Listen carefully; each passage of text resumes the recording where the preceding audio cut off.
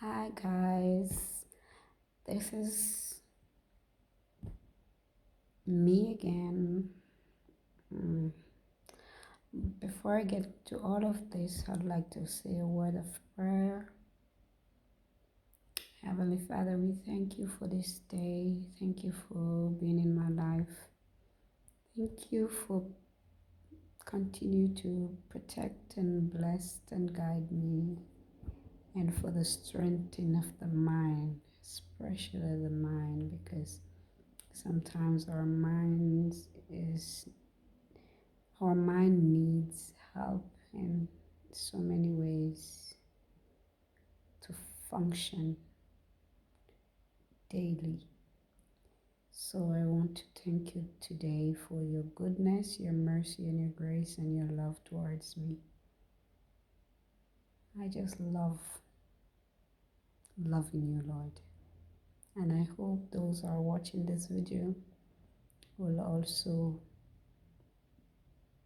express their gratitude, their love, and their patience towards you. I just want to say thank you for those that are able to walk, talk, use their body parts this morning and in their right frame of mind. Thank you for the recoveries from the hospitals and even those that are at home. Thank you for family who love their family, care for their family without expecting anything. Thank you for the children as they grow up. You guide and protect them and bless them. And for those out there that doing hurting the young ones and even the the folks, God, give them a mind. Let them think before they act. Touch their heart to be gentle and soft and to be kind to one another. In your name I pray. Amen. So my friends and families and loved ones and even those that I don't know, today it's not a sad moment or a sad day for me, but it's something that I've been battling with for a long time. Most of you guys know me as I'm not even sure, but I am battling with some stuff, battling with understanding myself, my family, and back in my country. It's not easy, it's difficult, especially when you felt like you're not accepted. I am in a place where there's so much love in my heart for people, and it's difficult for me to understand why some people is so, you know, so wicked. But maybe if I understand it clearly, I could understand why they are like that, you know.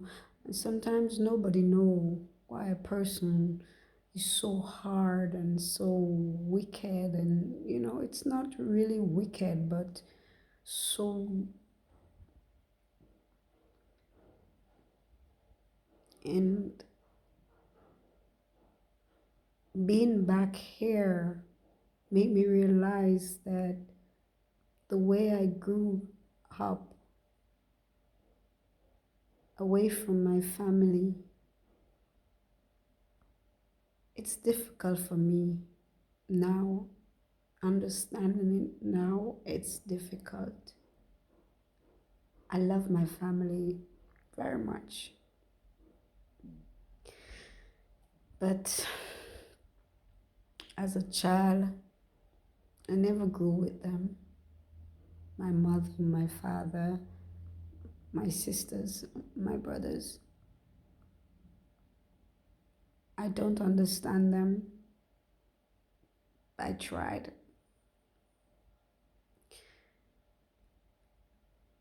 We communicate less.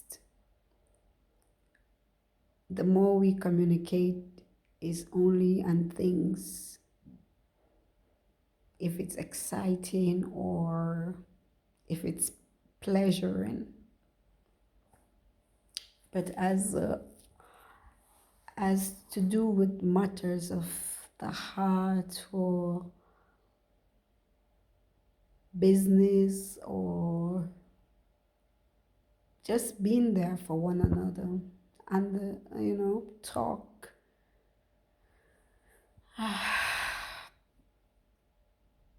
It's difficult.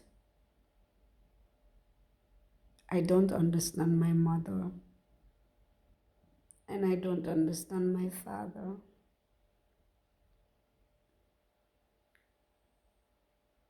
My sister is she have a good heart. My brother, my oldest brother, oof, funny, crazy. He have a soft side, but not so much of a understanding, you know. But he also loving when he ready. I have two more brothers. One of them are strange. The youngest one he's cool.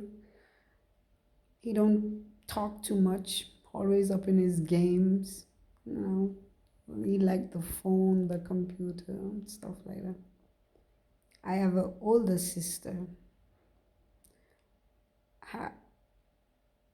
We used to be close, but now it's so strange being back here and I haven't been around them for a long time. It's strange. It's like we're not even family. It's like we're, hi, hello. That's, I feel, I, for me, I felt like I'm at the back. Each time I'm around them, I felt like I'm at the back. I don't want to be in the middle. I don't want to be in the center. And I don't want to be at front. I want to be surrounded. And I felt like I'm at the back, way, way, way, way, so far, and I don't know how to explain growing up in our homes. Sometimes it affects me. Sometimes I try not to think about it because maybe if I didn't, I would be worse, or, I probably wouldn't experience the things that I experience in my life.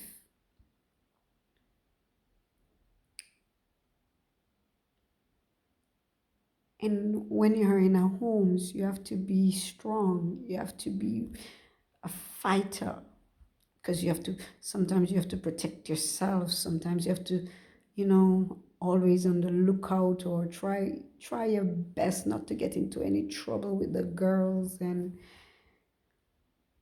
try to be a leader, not a follower. And I grew up in a homes. I never really socialized much, never really have a lot of friends. And the few friends I had, it was always the good heart. I help, take care of them, help them out when they needed help, be there for them, and and so forth. But it wasn't such a closeness. And now, at the stage you leave the home and you separate yourself from those people,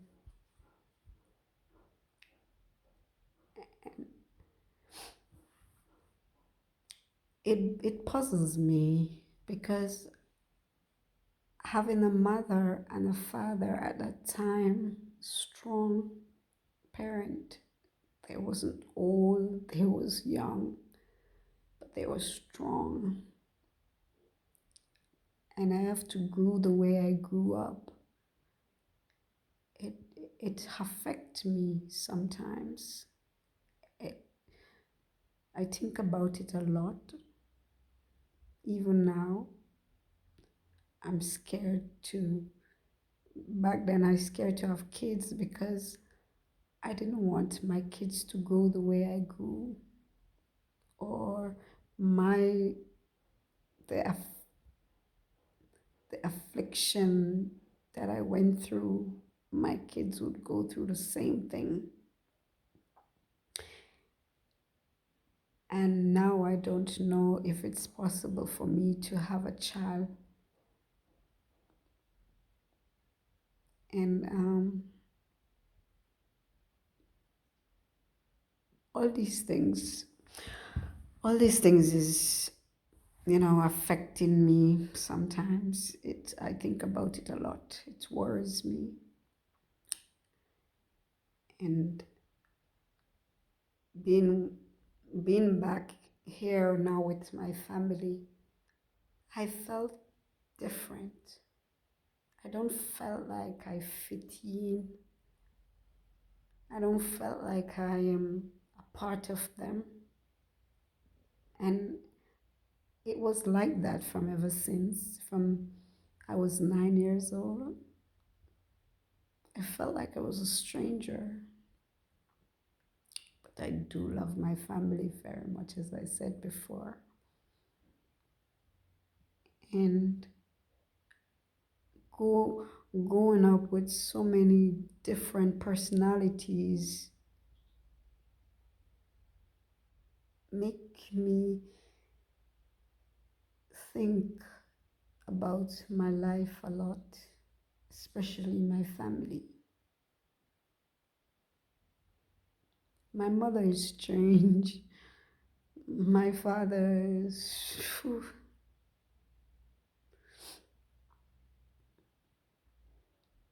Sometimes I wish I had a motherly love, or I felt her warmness as a mother, but it's not possible. Sometimes I felt like she don't love me. Sometimes I felt like she don't even know what love is herself.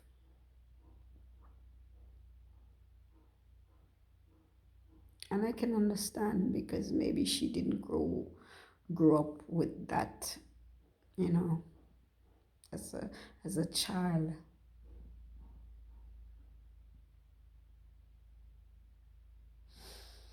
I can say I get more love in the homes than my family when I was much younger. I felt at home there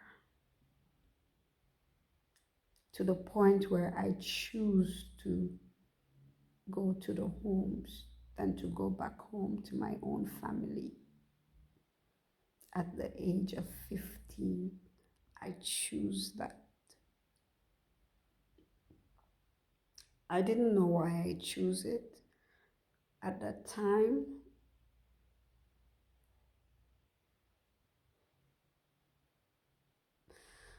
but at the age of 15, I had to choose to separate myself from my family, to stay in our homes, away from my brothers and my sisters.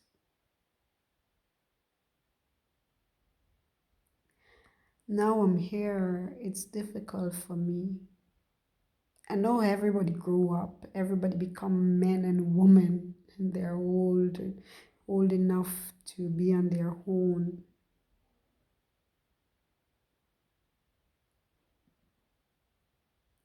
But as family, we lost our values for one another, you know.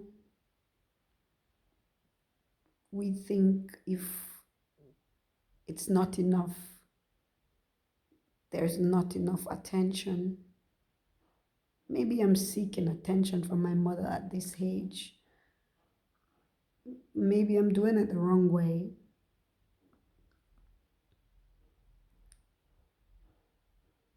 But I don't think it's attention that I want. I think it's something that I missing when I was a child that I didn't get from her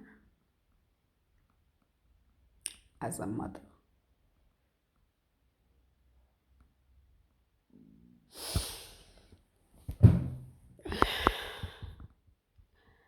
And I know most of the girls that go to homes or lives in homes or have a similar situation where they are going to they live their lives. Yes, they grew up, they leave the homes, but I know they're battling with this situation. Most of them forget about it. Most of them don't even think about it because sometimes it's very depressing when you think about it, how you live, especially when you have a mother and a father and you have to be around different personalities and you have to be, stand up for yourself at all times. And each time you're in a place where different people take care of you or be there for you, and sometimes you get attached to them and you have to move and then you move to a different place, and it was it was something for me. It was an adventure, but it was a little bit too much, you know, when you get close to someone and then you have to move again. You have to, you, it take a while to get used to. Trust me, when I was at the homes, I have chores. Sometimes I would clean, sometimes I would be in the kitchen. But after I get used to, I would, you know, I become this person where I can give orders, or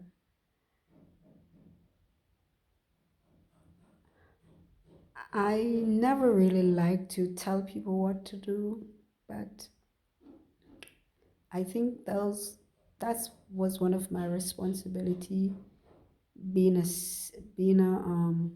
leader. So it was much easier. At first it was hard, but afterwards it was, you know, because some of the girls there was very strong and like to fight and argue, and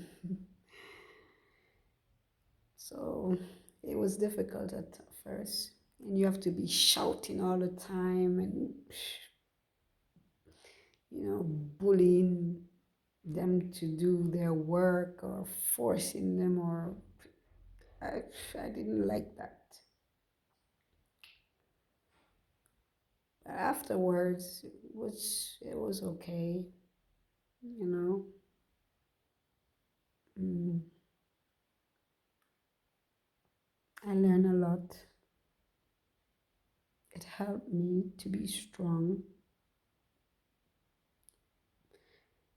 and most of the girls, they're either one way or the other, still trying to figure out their lives. But I came today to tell you that it is not easy. It's very hard. But one thing, never give up. Never stop trying. I'm in my kitchen, actually in the kitchen, in the chair. I just want to relax today. And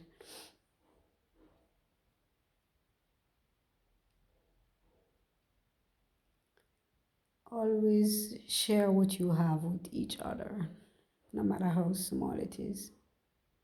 You know, people might say that, what is this you gave me? It's not enough. But don't mind their words. As long as you can give a little that you have, it's okay. And always give from your heart. Not because you think it's, yes, I have and I can give. No, give from your heart.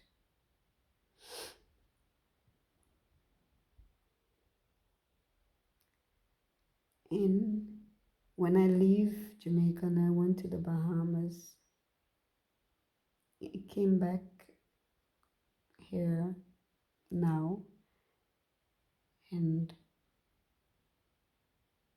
it's difficult for me to be around anybody.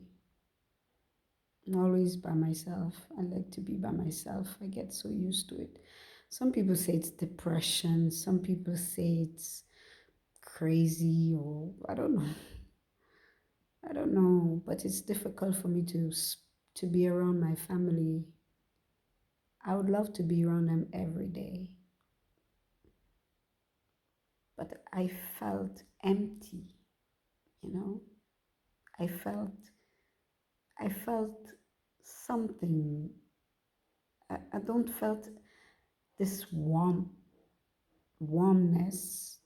I don't felt this kindness. I don't felt this attachment, and I don't know why. Maybe it's me. Maybe it's the sense that I picked up when they're around me. I don't understand it.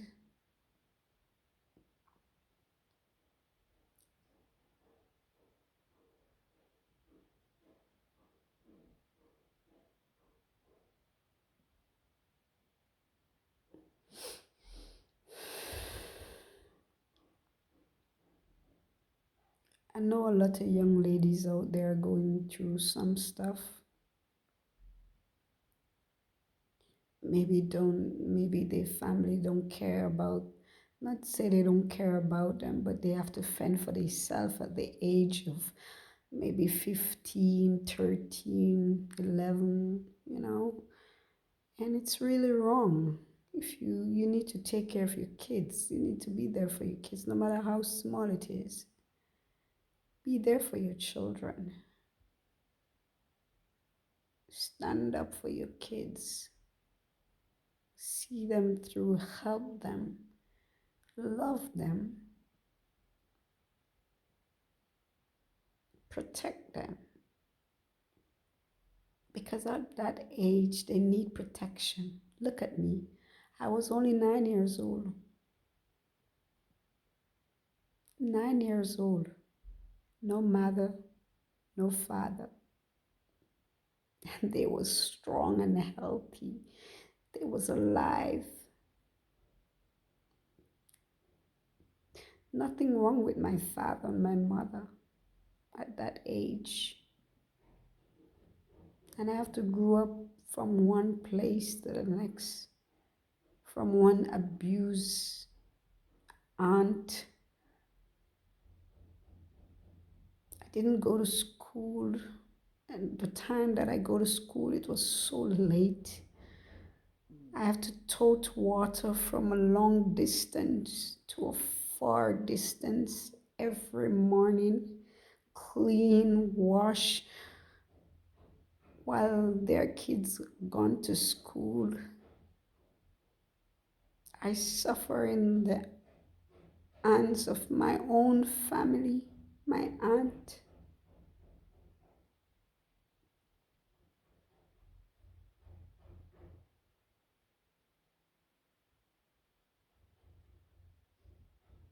So parent, please protect your children at all costs. Watch them. If you have to work, I know it's hard, especially it's not just in Jamaica, it's everywhere. You have to work just to put food on the table.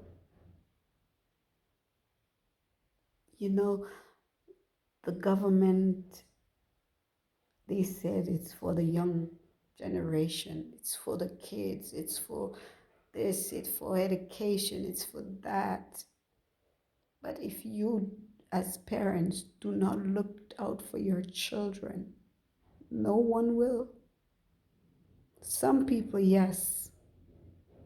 Some people with a motherly love and a fatherly love will help, will support, will look out for your kids.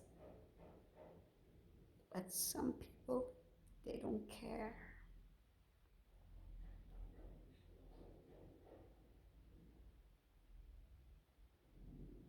I've been through so much at the age of 9 years old. So much.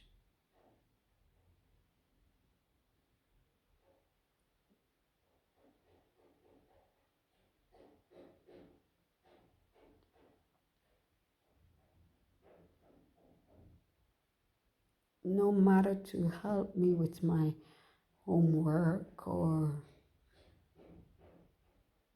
when I have a cut or a scrape or a bruise or in pain, or no father to talk to me or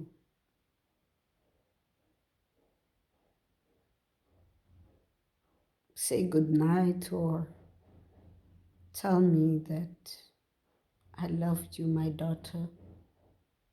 I'll protect you. I'll be there for you. So when I grew up, no man could ever stand in the way of being a father, because I have a father who stand for me at that time. So I know what it is. The homes teach me to understand that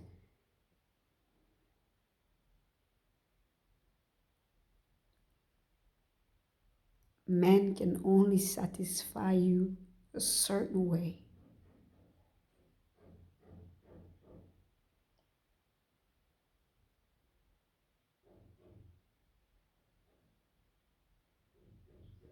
They can give you sugar, as in honey, sweets.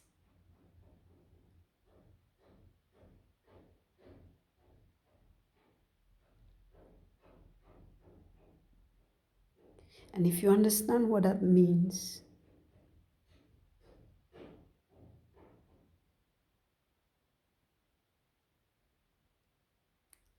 some, it's misled you into doing things that you don't want to do because you didn't have the father background or the mother background.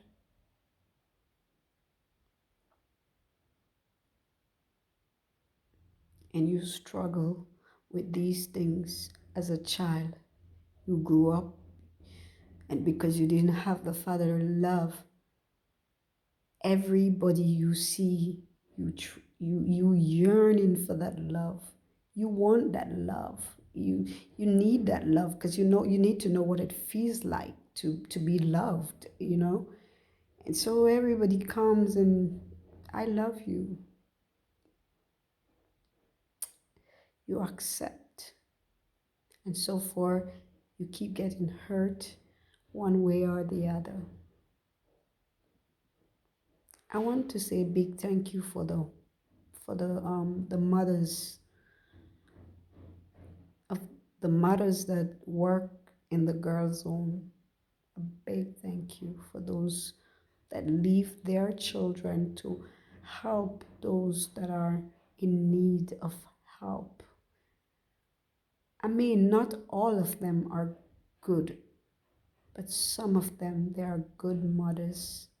And just as though they treat their children at home, they treat the kids in the girls' home the same way, with love, care, and not just that. They talk to you, they explain certain things to you. I remember one lady, she was rough, Miss Vega. She was rough. Me and her could never get along, but trust me, that lady had a big heart. No matter how much we mad with each other, she never stopped. She always talking to me. Sometimes we just go at each other, but she had a good heart. Miss Scott. Mm. Miss Scott was the boss of the boss in that home. She was a wonderful lady. And so many more. Can't remember their name.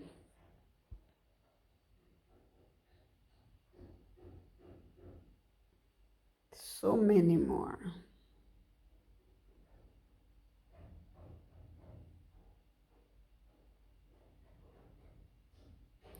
There was this lady, and I'm not sure if I can't remember her name. She's on Facebook. Pachina, I can't remember her name, but I talked to her one, and she's a soft. She have a soft heart, and she's very loving. You know.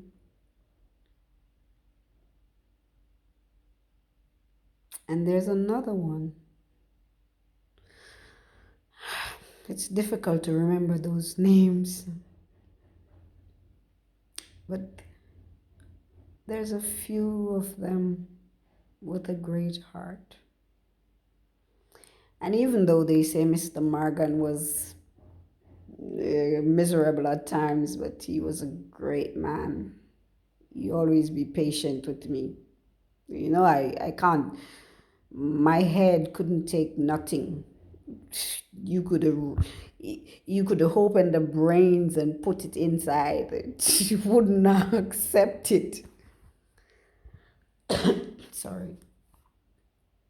No matter how much you remind me stuff, I couldn't remember nothing.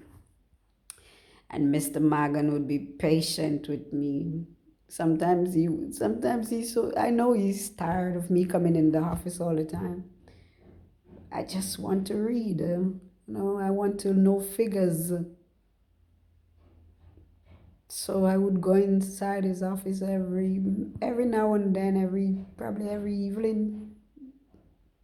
You know, he was patient with me.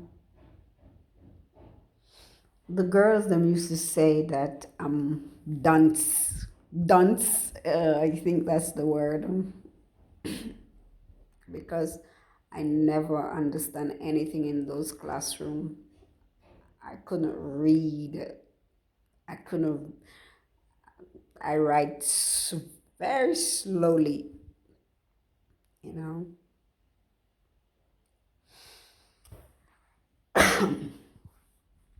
I write very slowly. I couldn't read. And I go into every practical you can think of: sewing, cooking, and there was a lot of practice. The only practical I didn't enter is cosmetology because I didn't like it. It's too much complicated. But sorry, I went into every practical you can think of. I sorry. I wanted to try.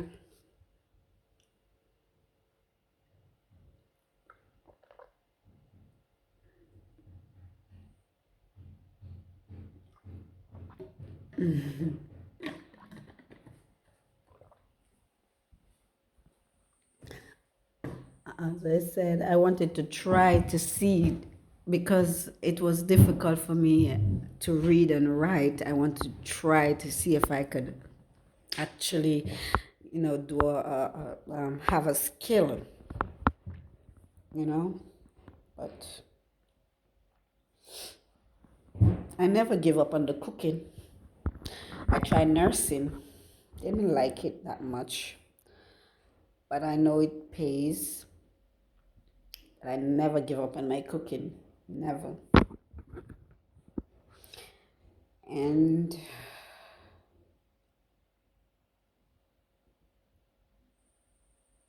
so I just want to say a big thank you to those host mother in Windsor Girls Home and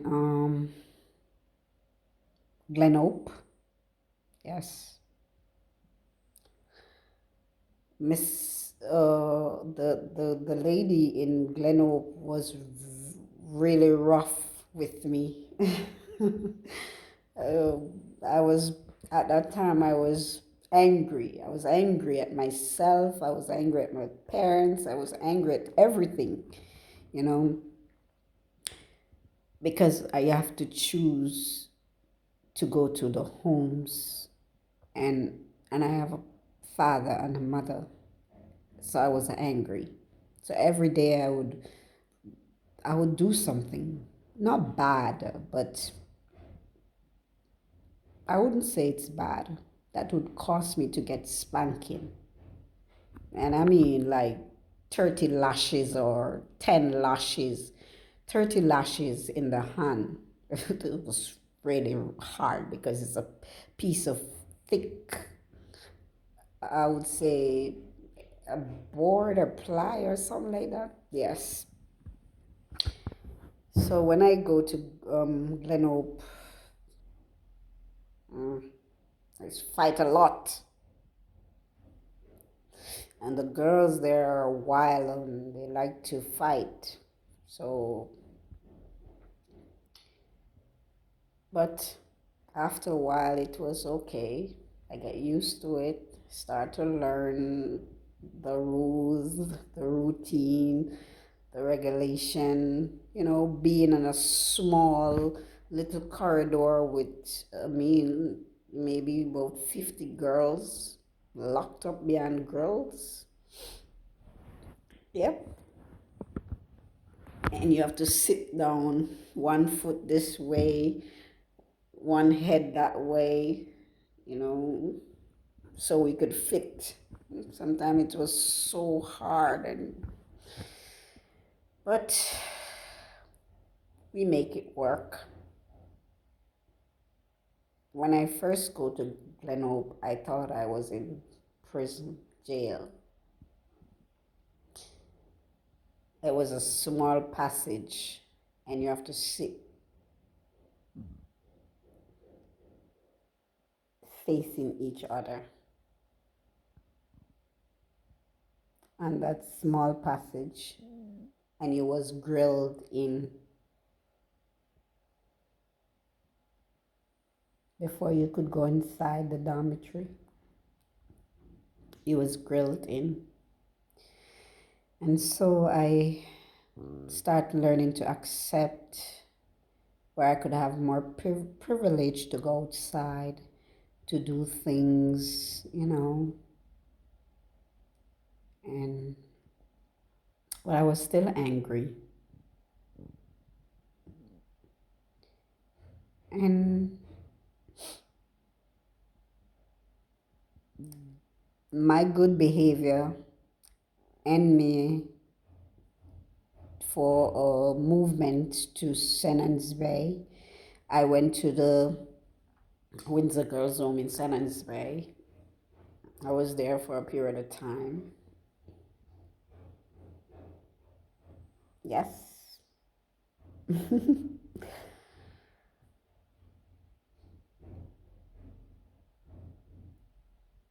The guys them give us a lot of hassle at first because those guys, they never stop. They're always trying to break somebody out, always trying to want to take away the girls, want to, molest the girls. And it was so hard. But knowing me, I'm always feisty, like stand up for myself. And I don't do the fence thing. I'm not that type of person. I don't have the time. They always said that you think you better than us, you know. That's what the guys them always said. You think you better than us? You don't talk to us. I never indulge in that conversation to go to the fence to have conversation with the guys because when you do that, they take advantage of that. And if you can stand to the fence to talk to them, that give them the privilege to pull you over the fence, you know? And it even give them more rights to disrespect you. So I never allow myself to indulge in that kind of stuff. And so forth, they didn't like me for that. They always threatening me if they see me come through that gate, what they would do to me. But I walk through that gate, go where I go, come back. They never, until they start to learn to respect me. You know, the saying said, when you respect yourself, people will respect you. Yes. So it was like that for me. I wasn't scared of them. I wasn't.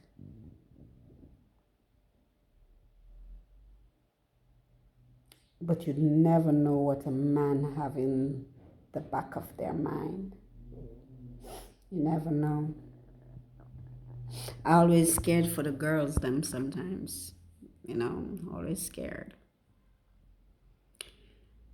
And I find myself stronger each day, each passing day. But I'm worried. I'm worried about that the the affection or the affection, sorry, with my family. You know, I'm worried about that. The closeness, I'm worried about that.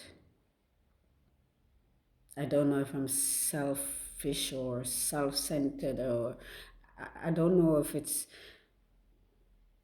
it's me, or I don't know what it is. I felt different. I felt strange. I felt weird. I felt each time I'm around them, I felt that way.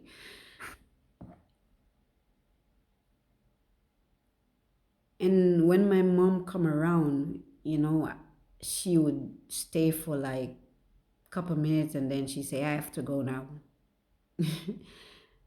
And each time she come around me, I'm always listening for that. She have to go now. She never spend a day or come and sit with me and talk to me and ask me how I feel, how I'm doing, if I'm all right. Those things that I, I, I'm trying to understand it, if she understand that there's certain things I want to hear said to me or want to talk about as a mother, a grown-up daughter, it's not so. And I'm worried. I'm worried.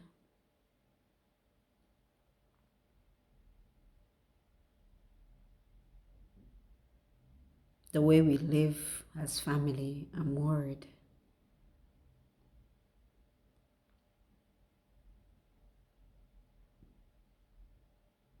Especially for my younger brother.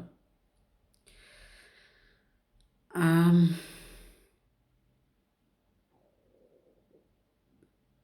I'm a little bit worried about him future wise.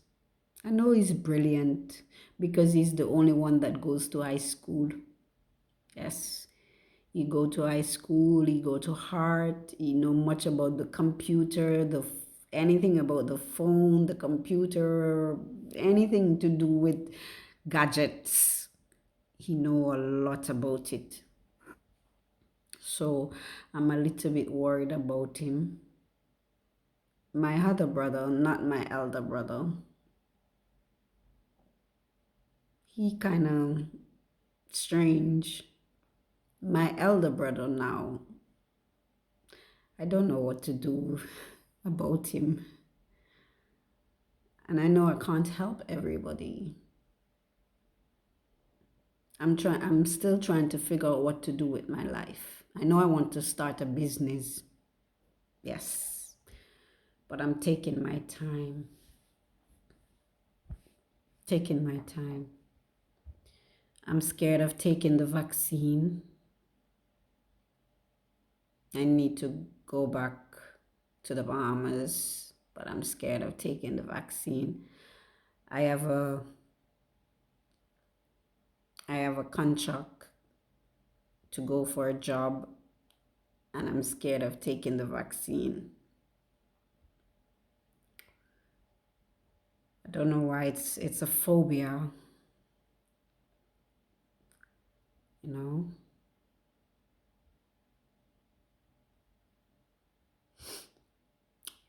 But there's a lot of things that going on right now that it affects me daily. I think it affects me because I think about it, you know.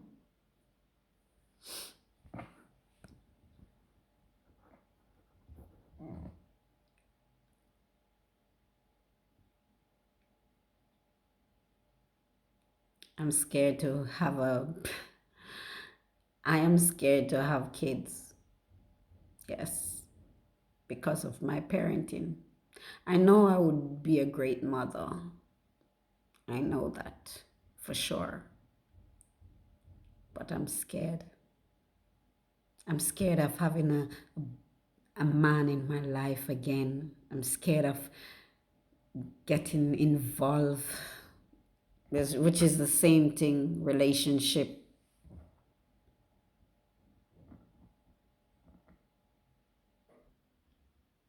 It's just scary. And I know a lot of girls out there want to speak out, want to tell their story, want to explain how they feel, and they just have all these things bottled up inside of them, and it hurting them, and it just tearing them apart. And everybody too busy doing one thing or the other, trying to save the world, trying to find cure for this thing what happened in the COVID, even before the COVID, everybody trying to do their own thing. Nobody cares about nobody no more, you know, because each and every one of us have a situation, have a problem, have challenges, you know. Every one of us have challenges, not just the common Maxine, not just the common girl that grows up in a home, a girl's home. You understand? Not just the 12-year-old that have a child, or the 9-year-old that they kidnap, or the 5-year-old that they take away every day, or people that they kill randomly for sometimes for no reason at all. Every one of us dealing with situation, and there's nobody, no one can fix us except us. You know, you have to be strong in your mind to deal with certain things. And that's the reason why you have so many people out there that just don't care anymore. So they live on the street, they just give up. What I've been through, what I've been through in my life, if I wasn't strong upstairs, maybe I would be on the street. Maybe I would be doing the same thing that you see people walk around, tear up, dirty, but it's just because of the grace, the love that God has for me, and the love that I have for Him that sustains me, that keeps me in my mind. People said I'm too, you know, I'm too high, I'm too this, I'm too that, I'm act like a better. No, you don't know where I am coming from. You don't know what I've been through. You don't know how I survive.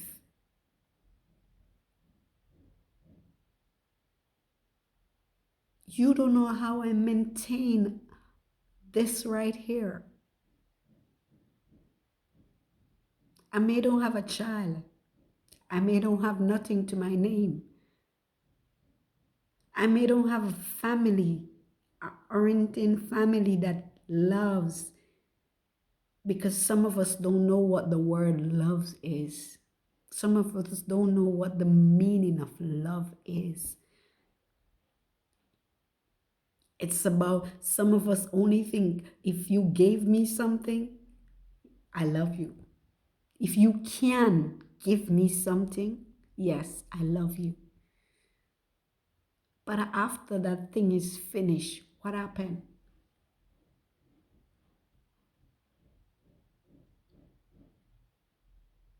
A lot of young girls, sometimes I go on Facebook and I listen to most of the girls. I like to listen to their story. I listen to them, what they've been through, how they survive, but the charm is still there, The charm is still linger. And if you cannot fight it or talk about it, it affects you.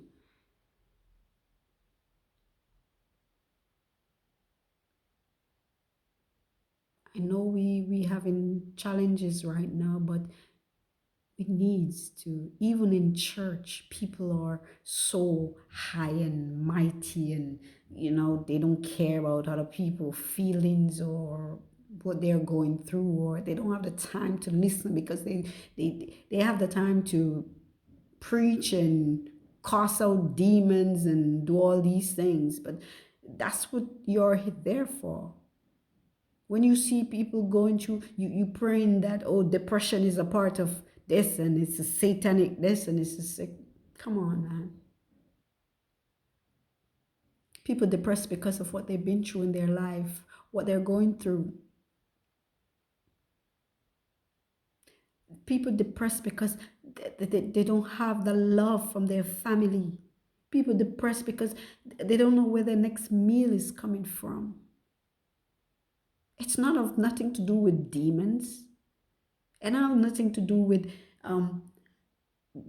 someone trying to kill you, or someone trying to put something to your doorstep, or the devil trying to set you up. It's because of this country. It's not even because of this country alone. There are other countries too. You have to work hard every single day just to put a meal on your table. You know what it is when you go into people's houses. You have to wash, cook, clean, do ironing, do all these things. And when you finish at the end of the day, you come home. If it's Jamaica, you might come home with $5,000 a week, wash, cook, and clean. How can you survive? How can you take care of your family?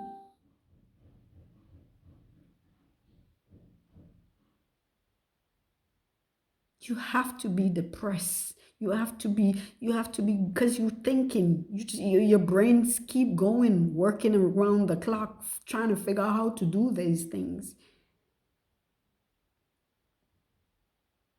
That's what causes anxiety. That's what breaks you down. That's what makes you sick. Every day prices goes up.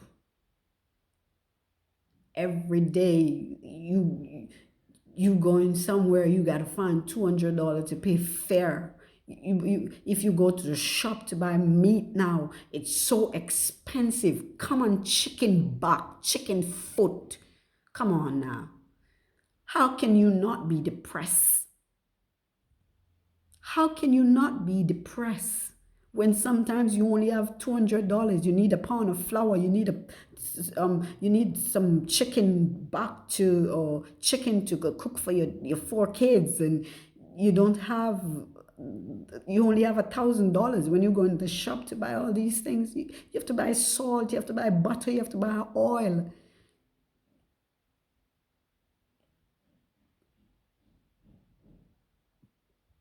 And daily people have to buy food because they can't buy for the whole week, because they don't have it to buy for the whole week. And you are here talking about demons this and demons that, and who putting this in your food, or who putting this in your doorstep, or who doing this, that have nothing to do with it. I'm not saying it's not there. I'm not saying you don't have witchcraft and people trying to kill you. But now is the time to understand the reason for people depression, the reason for people's sickness. These make you sick mentally, because when the mind is messed up, trust me, the body cannot function.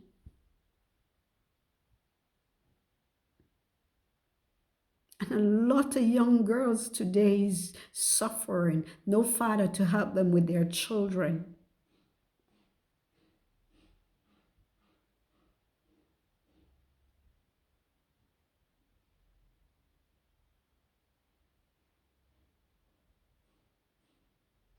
I remember when I was in the Bahamas the other day, and I was on Facebook, and I see this young lady, and she was talking about what happened to her,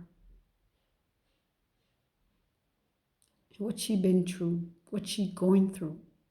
She don't have stuff to eat. She cannot find money to take care of herself and her kids. She tired, she fed up, she when the mind is when the mind's constantly working, the body begins to break down, because the mind don't have no rest. So the body begins to break down.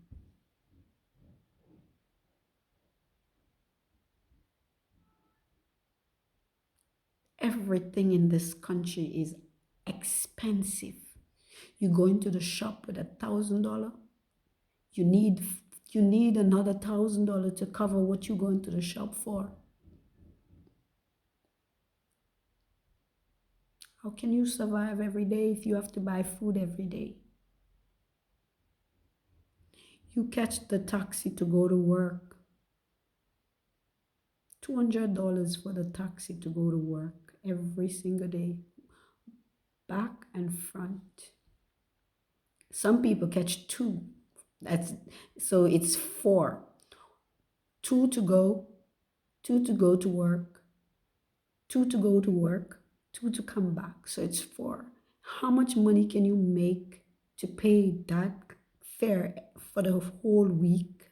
And sometimes you work 7 days, 7 days, and then come home to buy food and stuff like that. All these things stress you out. Stress make you sick.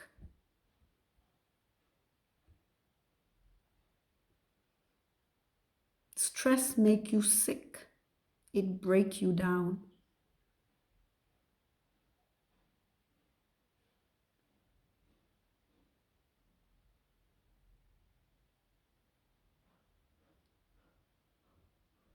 So it's not just the COVID killing us.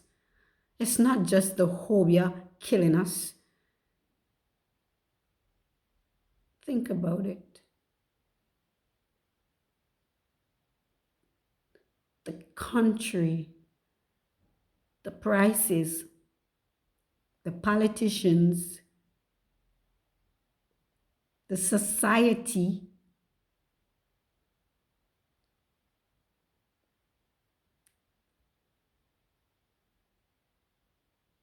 no love. Everybody's so bitter and angry and only thinking for themselves right now. That's what killing us.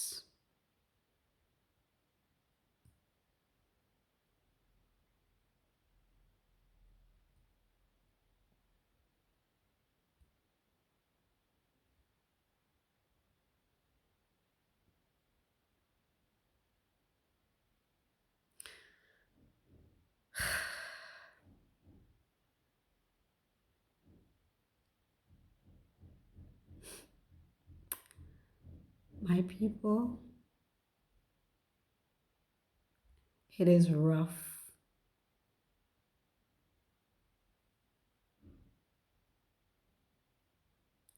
Get your mind right.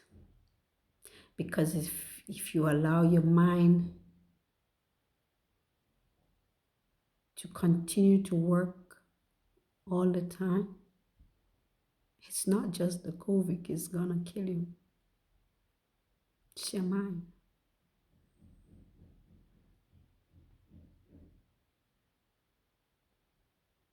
Speak out. Cry it out if you have to. Go down on your knees if you have to. Because only Him alone can help.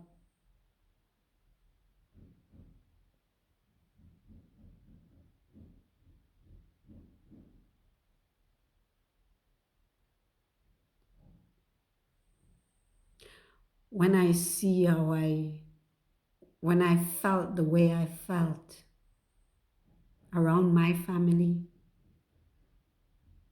I asked the Lord to give me strength.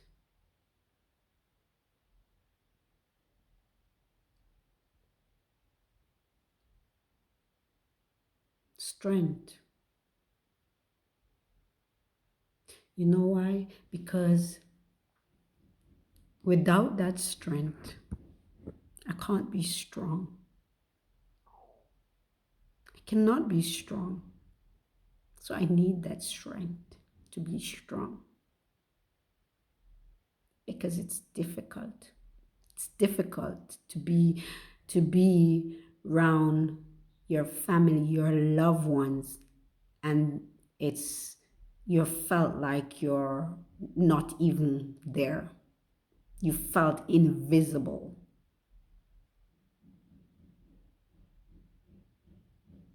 So I always ask for strength.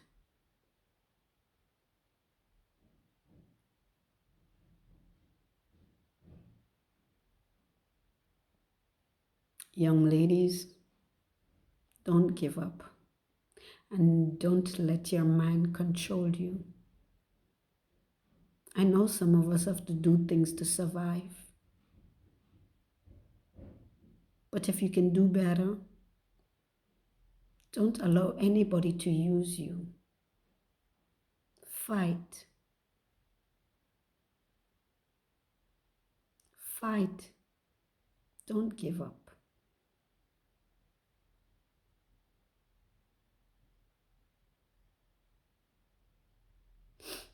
Have a blessed day.